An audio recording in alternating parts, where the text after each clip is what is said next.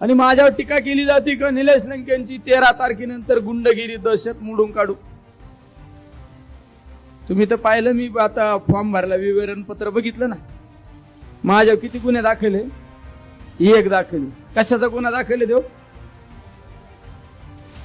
शेतकऱ्यांच्या कांद्याचे भाव ज्यावेळेस ढासळले त्यावेळेस मी आंदोलन केलं, शेतकऱ्यांसाठी आंदोलन केलं, तो गुन्हा दाखल आहे म्हणून मी गुंड का?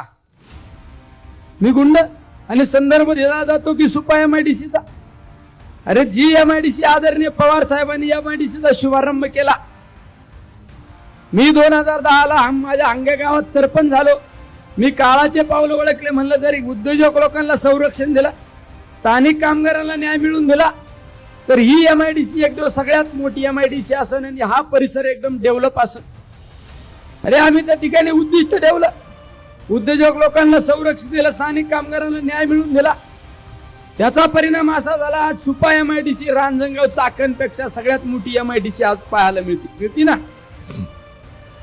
जर आम्ही गुंडगिरी केली असती, दहशत केली असती, तर वाढली असती एमआयडीसी, वाढली असती. फक्त आरोप करायचे, चुकीचं काहीतरी सांगायचं. अरे तुम्ही काय औद्योगिकरणासाठी केलं? आदरणीय पवार साहेबांनी महाराष्ट्रात ज्या ज्या ठिकाणी औद्योगिकरण झालं, एमआयडीसी आली, त्याचं सर्व ना सर्व श्रेय जातं ते आदरणीय पवार साहेबांना जाते.